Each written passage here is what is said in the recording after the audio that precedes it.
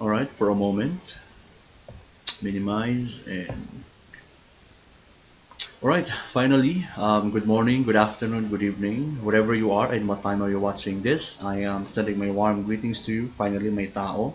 You see a teacher speaking to you right now. So of course, I'm very happy to see your faces too. I don't know what exactly are you doing right now, what you feel or whatever you are doing, but just want to tell you that we are still existing and we are still ongoing. We are still on this asynchronous distance education. So probably this is the additional instruction of your module concerning practical research 2.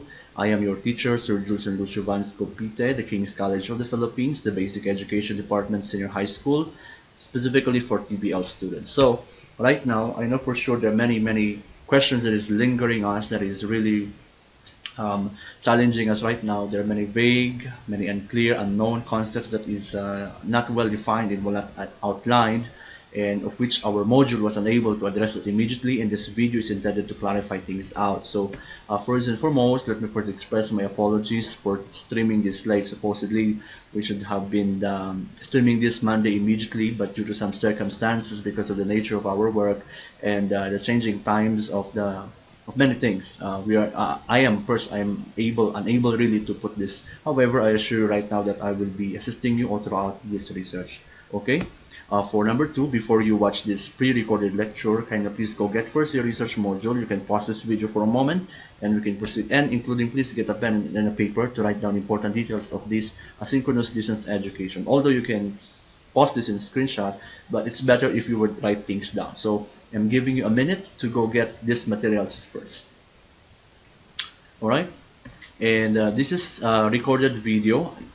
This is recorded, uploaded in our YouTube channel. You can actually watch them at any given time based on your convenience, based on the availability of your data, if they're available only in evening, morning, or afternoon, and whatever is favorable on your behalf. So I hope that you're watching this, and I really appreciate if you do. Okay, so now let's begin. Now, before I finally begin, I'd like first to show the roadmap. When you say roadmap, there's a particular area that we are following, and I'd like first to present and orient you what will happen in the span of the research, in the span of this subject. First, I have here this one, two, three, four. There are four tables. Okay. And on the four tables, we have the dates here. The dates are included here. Exactly. The design of this should begin on 21, but we will be beginning on 23. So first instruction, what happens on September 23? First, the background of the study will be explored. After that, it will be followed by number two, the statement of the problem, followed by the scope and delimitation of the study, and followed by the conceptual framework. So we will be working this for 1 month, or when you say 1 month, 4 weeks, starting tomorrow, September 23, if this is real time assuming, until October 3rd week. So if I may show the calendar, this is the calendar of my laptop, we will begin on 23, 24, 25, 26, and so on, until 30, until 1 and 2, so 2 weeks na siya. And then another 2 weeks, 5 to 9, and then 12 to 16, 2 weeks na siya. After that, we're able to accomplish 4 weeks. And then on 22 and 23, that is your exam. Just so you know that in the third batch module, we included the exam. They are already stipulated and inserted in your brown envelopes or the envelopes you submitted to us. Everything is there, including the flash drives. By the way, before I forgot, this video, we're unable to put this or insert this in the flash drive because, again, of some interruptions that we've been experiencing since then. And we really apologize sa mga hindi nabigyan ng video na ito. So that's why we will be uploading this on the YouTube so that you have the opportunity to watch them. Anyhow, yung nagsabit po ng mga videos, other subjects, they have included their materials there, okay? Now, let us finally begin. What exactly am I going to do now? Since now that you've seen the formats, the roadmap, there are four. Apat ang targets natin. You have to remember that we have four targets. Background, statement of the problem, scope, and conceptual. Now, let's dwell first on the background of the study. How am I going to do this? How am I going to accomplish this? Okay. Ito na siya. Oh, ito pala. Let me just put this into live, big screen. Okay. Assuming that you have a title, of which I will be issuing later after this video. Okay. title is the issued research title that I have approved, assuming that this is titled Senior High School Students' Attitude Towards Research Writing and Their Academic Performance. Assuming that this is your title that I issued and approved, what am I going to do with this title now? Now, here is the instruction. Background of the study, see page 1 for the second batch module. So, check that out first. Here is the instruction. Each member will have to contribute one paragraph. What do you mean by each member? Meaning, one research title is composed of 8 to 9 members. Now, how is the grouping? Grouping, I will tell you again later. So I will tell you first the instructions as we do this systematically and procedurally. Instruction. Each member will have to contribute one paragraph that defines and tells us what the research is all about. Encode your answer and send it to my messenger. I will check that first. When I say check, I'm referring to I will browse and see how it's being done, and I will be forwarding this to the group leader. Therefore, assign one group leader who will oversee the overflow of the research itself. Now, the submitted paragraph are graded 20 points, presentation of the content, precise information, 10 points, organization of the presentation, 5 points, references and supporting sources. Meaning to say, each individual will have to fulfill one paragraph. Group leaders, assuming that I forwarded you the paragraph, do not look if it's good or not. It's me who defines what is good and what is bad, okay? It's only me. Now, just compile them because each members, all of you, will be graded based on what is submitted, based on what are you going to give to us, and what are you going to provide to me. So kung ang nabigay nyo ay yan lang, okay, for a moment, I think my environment is very too loud because of a motorbike. I can hear it. Let me just pause this for a moment and later on I will go back to you.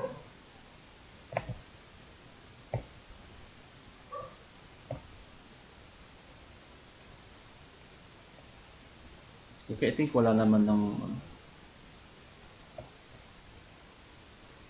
Okay, now let's go back. Sorry for the interruption. Now, the background of the study, each of you will have to fulfill this. So, yun na. So, paano? Okay, alam ko na, ganitong gagawin ko. Isang paragraph ang i-contribute ko. How is the grouping and what is my title right now is the question, of which I will be telling you now what is your title and who are your group mates. Now, let's go first to grade 12 cookery. Based on the available data, there are 40 officially registered students of cookery. Namely, nasa baba yung pangalan. Now, this is the title. I created only 5. Ito lang ang pwede natin gawin. 5 title, working titles, na parang quali, pero pwede natin siyang i-quanti. Because I am on the middle, mixed method, I am on that part. Ngayon, Group 1, what is your title? Group 1, the problems of local business entrepreneurs of La Trinidad in promoting the local indigenous food amidst the commercialization of product commodities. Group 1 is composed of Adjang, Ganado, Molintas, Abilao, Bugnay, Daguasi, Amdos, Darang. Group 2, the changing taste buds of the new emerging generation, the views and perceptions of millennial towards the indigenous food products. This is composed of Andiso, Bayan, Cambato, Paikot, Marcarena, Villaflores, Olsim, and Balabal.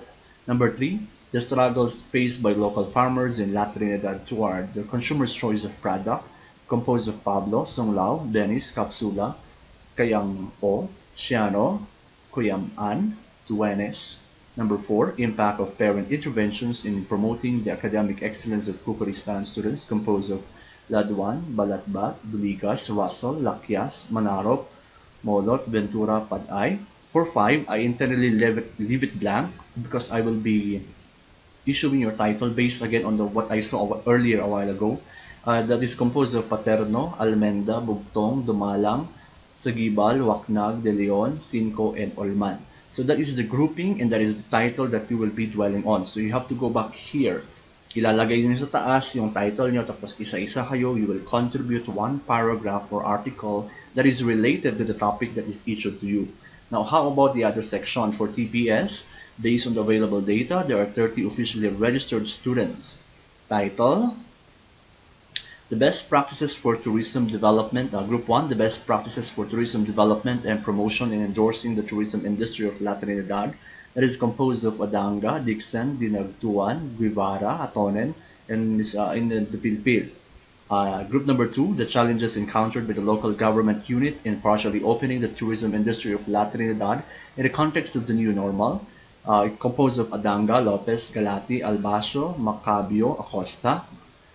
Group three, exploring the problems encountered by the local tourist guides across the tourist destinations of Baguio City, composed of Spencer, Mariano, Banglay, Bingala, Banugan, Dumpayag.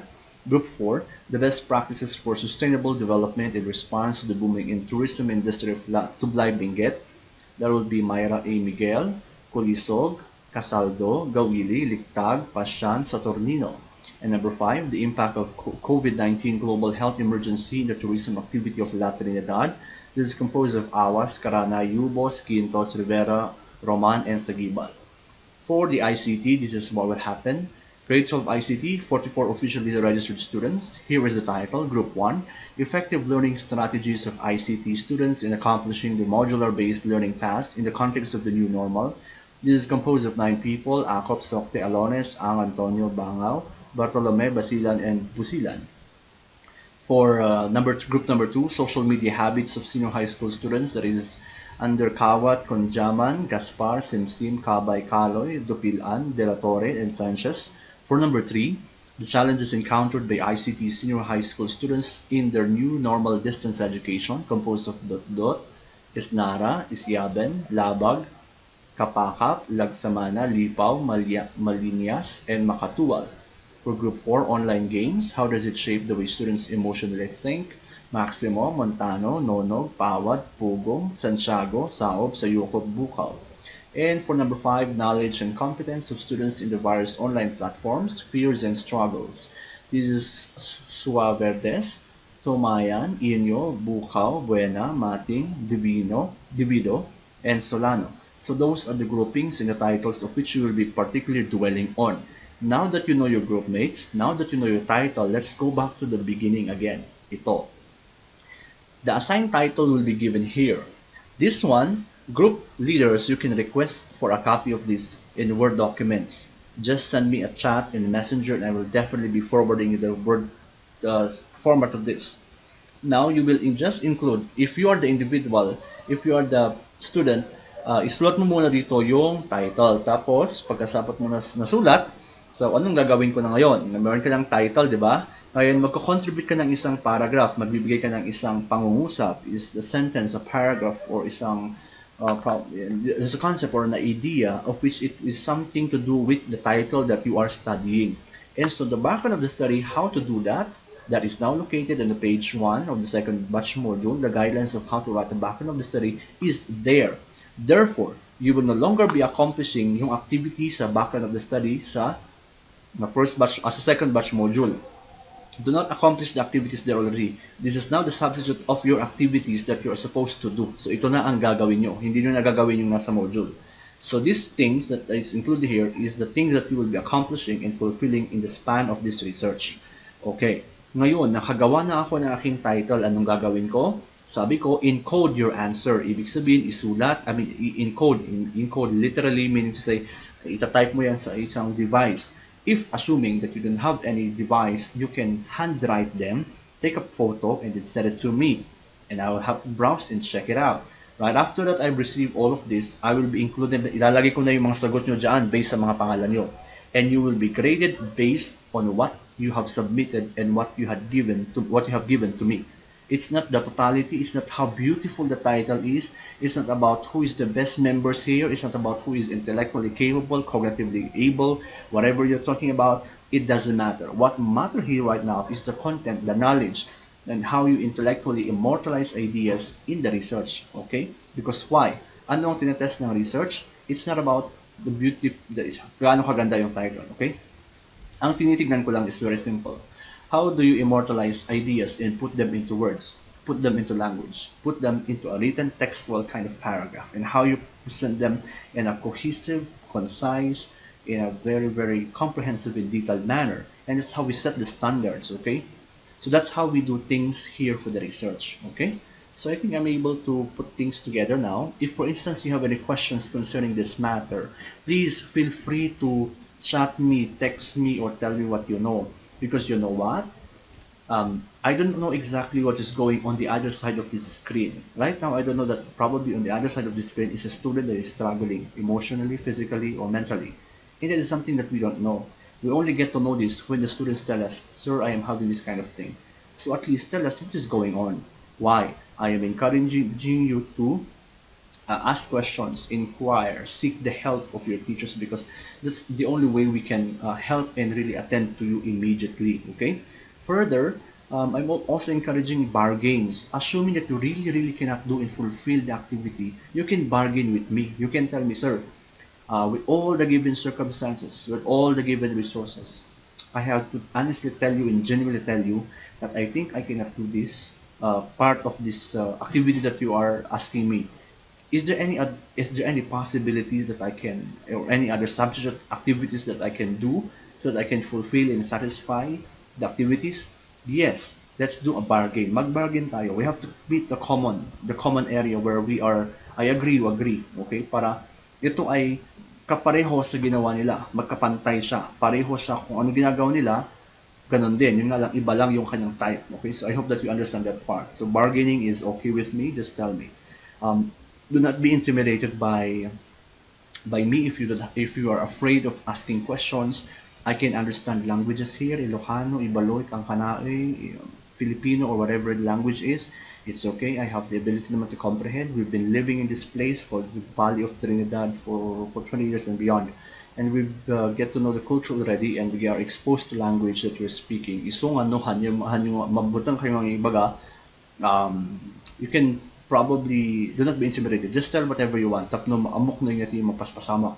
Dito, ayan. So, kapag kayo nawawala, just tell me para naman alam ko kung anong gagawin ko at paano ko mag-adjust sa inyo. Okay? So, ganun yung aking lecture. Further, for the last part, um, I just want to tell you as well that the landscape of your education is definitely difficult. Absolutely, that's truth and that's factual. We cannot deny that.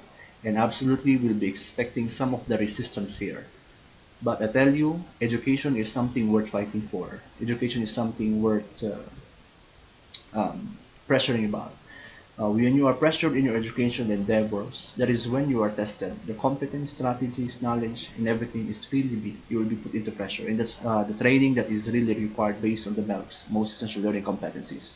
Okay, so this is how it works. This is how it would happen. Again, I'm really assuring you, if you cannot really go with the flow, tell me immediately. Tell me that you cannot. Tell me that you are finding you have a difficulties on this matter, so that I know at least I know. Now, right now, if you ask me, ano kaya iniisip ni Sir Jules sa araw na nagturo siya ng research at bakit kaya ganito na medyo complicated and mahirap? Of course, ang nasa isip ko naman, we believe in the competence and the independence of all individual TBL. You all have the ability and the capacity, and it's not only skill-based ang science na branch it's not just skill-based ang TBL. TBL is not a skill, but it's also competence of which knowledge and content knowledge is there that we would like to cultivate and try to accommodate and try to empower and improve. Because we believe that you have the ability, you have the capacity, and we're not looking down on you. That's why research is all about the mind, the mindset. If you always think negative and exaggerate that this is difficult, exaggerate everything that is like this, like that, exaggeration will definitely help you to accelerate and go beyond. Exaggeration will definitely not going to help you move forward, but exaggeration will just dismay and stop you. And the more that you're creating negativity, the more that you're creating disturbances in your minds and thoughts, the more that research will not be fulfilled. That is why right now, it is right and just to adjust and focus or condition your minds, condition your mindset. Research is something that we can work upon. Okay, research is something that we can do together. Do not be afraid of this matter. We are really assuring you that we will be providing all possible means to reach you out. Okay, so I hope that is very clear. This is the end of my presentation. Thank you very much, and I appreciate your time and all the efforts that you're exerting in the name of your education. So mabuhay kayong lahat. Thank you and God bless.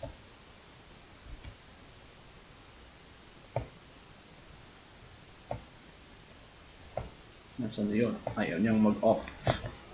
Anyways, pinakain ko na yung aso ko kanina pa rin siya takol ng takol. And he's been barking for